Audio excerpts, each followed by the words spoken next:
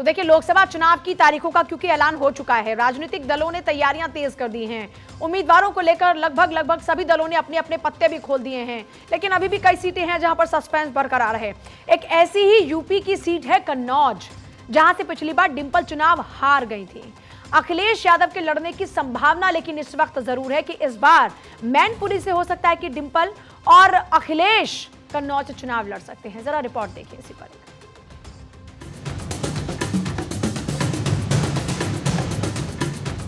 Phase 1 will start from 20th March notification.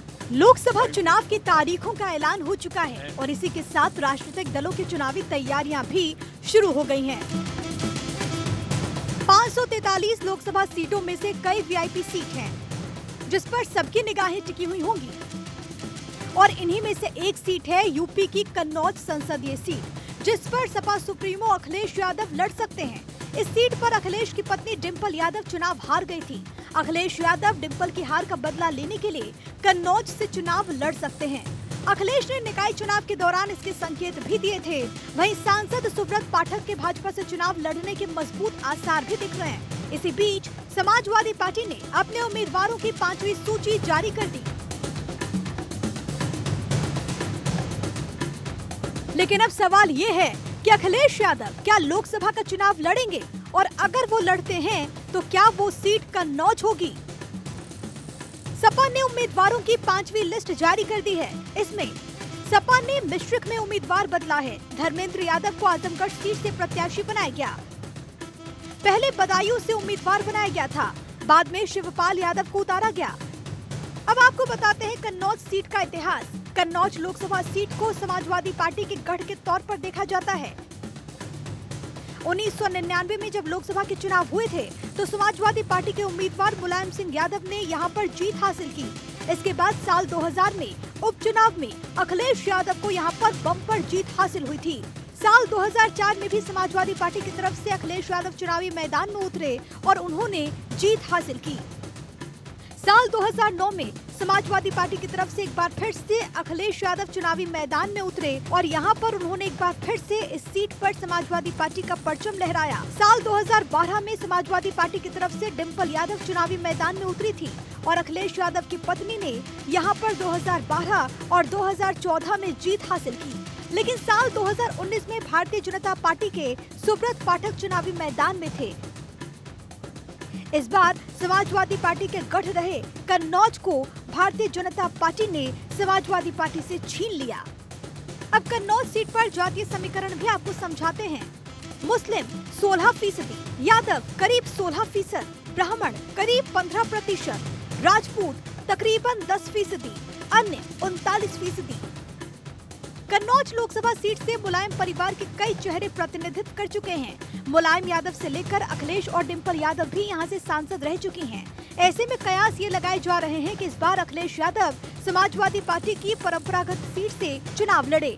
Bureau report, Bharat 24। देखिए, साल 1999 से लगातार 2014 के चुनाव तक ये सीट समाजवादी पार्टी के गढ़ के तौर पर रही, लेकिन 2019 के चुनाव में बहुत कुछ बदला। डिंपल यादव को वहां से चुनावी हार मिली, सुब्रत पाठक वहां से जीते हैं। मतलब जरा सोचिए कि कांग्रेस के गढ़ को बीजेपी ने भेदा, समाजवादी पार्टी के गढ़ को बीजेपी ने भेदा और वहां पर अपने उम्मीदवार को जिताने में बीजेपी कामयाब रही। अब जब 2024 का चुनाव सर पर है, अब जब समाजवादी पार्टी बार बार पीडीए की बात कर रही है, अब वो समाजवादी पार्टी क्या उस पीडीए के सहारे कन्नौज को वापस पाने में कामयाबी हासिल करेगी? क्योंकि बीजेपी कह रही है 400 पार। अब ऐसे में उत्तर प्रदेश में समाजवादी पार्टी को अपना गढ़ बचाना बेहद जरूरी है, क्योंकि पिछले विधानसभा चुनाव में भले ही समाजवादी पार्टी के वोट परसेंटेज में इजाफा हुआ लगभग 10 से 12% का, लेकिन क्या वो सस्टेन कर पाएगी इस बार? समाजवादी पार्टी के लिए कई चुनौतियां हैं।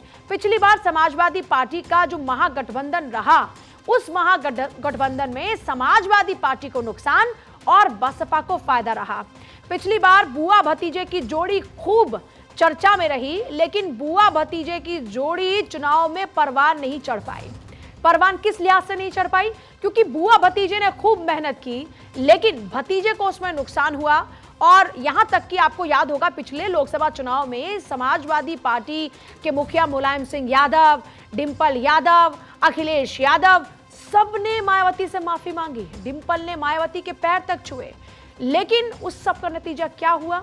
उस सब का नतीजा यह हुआ कि समाजवादी पार्टी के अपने ही वोटर खिसक लिए। मतलब यह हुआ कि उस गठबंधन में जो एक वोट साथ आने चाहिए थे, जो वोटर साथ आने चाहिए थे, वो साथ नहीं आए और नुकसान हुआ। समाजवादी पार्टी की अपनी सभी सीटें, इनके परिवार के जो जो लोग हमेशा जहां जहां से जीतते रहे, चाहे धर्मेंद्र की बात हो, चाहे खुद डिंपल यादव की बात हो, ये सब लोग चुनाव हार गए। अब ऐसे में बड़ा सवाल ये है कि इस बार समाजवादी पार्टी क्या अपनी जो गढ़ वाली सीटें रही हैं उनको बचा पाने में इस बार कामयाब रहेंगी? ऐसे में कन्नौज इसलिए बहुत ज़्यादा खास है क्योंकि आपको याद होगा मैनपुरी में जब उपचुनाव हुआ मुलायम सिंह यादव के निधन के बाद, उस दौरान में उपचुनाव में डिंपल यादव को मैनपुरी से चुनावी मैदान में उतारा गया। और एक हकीकत यह भी है कि वहां पर जो लोग थे वो समाजवादी पार्टी के साथ खड़े रहे और डिंपल यादव वहां से चुनाव जीते। अब बात आती है कन्नौज की, जहां से डिंपल यादव ने खुद चुनाव लड़ा। उससे पहले वहां से मुलायम सिंह यादव ने चुनाव लड़ा, उसके बाद खुद अखिलेश यादव ने वहां से चुनाव लड़ा, फिर डिंपल यादव को वहां से चुनाव लड़ाया गया। अब ये तो क्लियर है कि इस बार डिंपल कन्नौज से नहीं, बल्कि चर्चा ये चल रही है कि अगर वाकई पार्टी की मजबूती चाहते हैं समाजवादी प्रमुख अखिलेश यादव, तो ऐसे में कन्नौज से उनको खुद चुनावी मैदान में उतरना होगा। अगर वो वाकई चाहते कि समाजवादी पार्टी के खाते में अच्छे खासी सीटों का नंबर आए और कम से कम उनका गढ़ बच जाए। तो आइए एक बार जरा कन्नौज का जातीय समीकरण भी समझ लेते हैं कि कन्नौज का जातीय समीकरण है क्या और ये कैसे किस पार्टी के फेवर में जाता हुआ नजर आता है। अब बात करते हैं सबसे पहले दलित वोटर्स की। तो लगभग जो दलित वोटर्स हैं वो हैं 3.9 लाख, मतलब लगभग 4 लाख। अब बात करते हैं मुस्लिम वोटर्स की, 2.9। यादव वोटर्स की बात करें तो 2,80,000 हैं।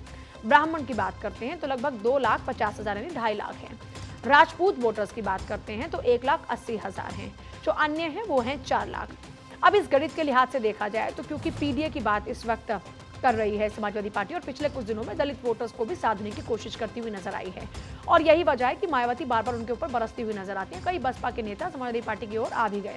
तो ऐसे में सवाल ये है कि बसपा का जो अपना वोटर है वो कोर वोटर है, जो कि डिगता नहीं है, मतलब बहुत ज़्यादा हटता नहीं है बसपा के पास से, और दूसरा जो हटा वो सीधे बीजेपी के खाते में गया। समाजवादी पार्टी के साथ में दलित वोटर ज़्यादा नहीं आया, हालांकि लुभाने की कोशिश भले समाजवादी पार्टी के प्रमुख कर रहे हैं। अब जब लगभग 4 लाख वोटर दलित हैं तो ये क्या इधर समाजवादी पार्टी के खाते में आ सकते हैं? बसपा के पास कितने रहेंगे, बीजेपी के पास कितने जाएंगे? फिर मुस्लिम की बात अगर करते हैं तो ये मुस्लिम जो वोटर रहा है वो समाजवादी पार्टी के साथ में खड़ा रहा। फिर यादव की अगर बात करते हैं तो ये लगभग 2,80,000, तो ये कितना पूरा का पूरा अखिलेश यादव के साथ में आता है। फिर ब्राह्मण की बात करते हैं, देखिए ब्राह्मण वोट बैंक जो रहा वो कांग्रेस के पास रहा, बसपा के पास भी रहा और बीजेपी के पास भी रहा, लेकिन समाजवादी पार्टी के साथ ज़्यादा नहीं गया। अब राजपूत अगर समाज की बात करते हैं तो राजपूत जो वोटर्स हैं वो भी समाजवादी पार्टी के साथ नहीं गए, उनका जो रुख रहा वो हमेशा बीजेपी के प्रति सॉफ्ट रहा है। अब ऐसे में ये जो पूरा सियासी गणित बिठाने की कोशिश की जा रही है समाजवादी पार्टी की ओर से, वो कितना परवान चढ़ेगा। दूसरा ये कि बीजेपी, क्योंकि यहाँ पर देखिए पिछली बार भी चुनाव जीती है, तो ऐसे में जाहिर तौर पर बीजेपी भी पूरे दमखम के साथ यहाँ चुनावी मैदान में उतरेगी भी। और क्योंकि खुद देखिए इस बार तो ये माना जा रहा है कि लगभग हर सीट पर पूरा फोकस बीजेपी का रहने वाला है और प्रधानमंत्री मोदी खुद जो भी उम्मीदवार कमजोर रहने वाले हैं उनके लिए प्रचार करते हुए नजर आएंगे। तो आप जरा समझिए कि कन्नौज सीट बहुत ही खास है, क्योंकि जब आप बात करते हैं पार्टी की मजबूती की तो आपको एक परसेप्शन तैयार करना होता है, और अगर अखिलेश यहाँ से चुनाव जीते तो जाहिर तौर पर एक परसेप्शन अच्छा बन सकता है पार्टी के लिए। अब आइए आपको जरा तारीखों का जिक्र करते हुए बताते हैं कि उत्तर प्रदेश में कहां पर किस वक्त वोट पड़ने वाले हैं। अब आप देखिए 19 अप्रैल को सहारनपुर में, कैराना में, नगीना में वोट डाले जाएंगे। 19 अप्रैल को ही पश्चिमी उत्तर प्रदेश में मुजफ्फरनगर हुआ, यहाँ वोट डाले जाएंगे। 7 तारीख को 7 मई फिरोजाबाद में वोट आप लोग कास्ट करेंगे। बदायूं, आंवला, बरेली में 7 मई को ही वोट कास्ट होगा। इसके अलावा अगर बात करते हैं 7 मई की तो संभल, हाथरस, आगरा में भी 7 मई को ही वोट डाले जाएंगे। क्योंकि देखिए 7 मई को फतेहपुर सीकरी में भी आप वोट कास्ट, तो आप जरा जान लीजिए कि आप कहां पर कब वोट डालेंगे। फिरोजाबाद, एटा, मैनपुरी से हैं तो आप 7 मई को वोट डालेंगे। इसके अलावा अगर आप 7 मई को ही वोट डालने की बात सोच रहे हैं तो बदायूं, आंवला, बरेली का आपको होना जरूरी है, तब आप वोट कास्ट कर पाएंगे। 7 मई को संभल, हाथरस और आगरा के लोग वोट कास्ट कर पाएंगे। एहतेशाम मेरे साथ इस वक्त बने हुए। 13 मई को अकबरपुर और बहराइच में वोट कास्ट होगा। एहतेशाम, कन्नौज का सियासी समीकरण बड़ा दिलचस्प बन चुका है। पिछली बार वहां से बीजेपी को जीत हासिल हुई और जाहिर तौर पर बीजेपी उस जीत को दोहराना चाहेगी, लेकिन कन्नौज का गढ़ अगर इस बार ना बचा तो जाहिर तौर पर समाजवादी पार्टी के लिए एक बड़ा झटका होगा। देखिए, हम आपको बता दें कि उत्तर प्रदेश में समाजवादी पार्टी को उस वक्त झटका लगा था जब राज्यसभा की उसकी तीसरी सीट हाथ से चली गई थी। उसके बाद से ही समाजवादी पार्टी ग्राउंड लेवल पर काम करना शुरू कर दी है और समाजवादी पार्टी भी इस बात से अच्छी तरह मुतमईन है कि जो निचले तबके का वोट है, जो इधर उधर बहकने वाला वोट है, उसको अपनी तरफ से खींचने के लिए स्थानीय समीकरण को साधना बेहद जरूरी है। इसलिए उन्होंने अपने गढ़ की जिम्मेदारी अपने चाचा शिवपाल यादव को दी है। साथ ही समाजवादी पार्टी के वो तमाम नेता जो नाराज चल रहे थे उनको मनाने की कोशिश की जा रही है। अब देखने वाली बात यह है कि समाजवादी पार्टी इस बात में कितना कामयाब होती है। इसके साथ साथ ही समाजवादी पार्टी की नजर बसपा के उस वोट बैंक पे है जो कहीं न कहीं से बसपा से दूरी बना रहा है। कि बसपा ने जिस तरह से उत्तर प्रदेश में ऐलान किया है कि वो 80 सीटों पर चुनाव लड़ेगी, उसको समाजवादी पार्टी ने कहीं न कहीं खासतौर से अल्पसंख्यकों और निचले लेवल पे इस मैसेज देने में कामयाबी हासिल कर लिया है कि बसपा कहीं न कहीं भारतीय जनता पार्टी की बीजेपी टीम है। तो ऐसे में जो यूपी में लड़ाई रहेगी वो खास तौर से भारतीय जनता पार्टी और समाजवादी पार्टी के बीच में देखने को मिलेगी।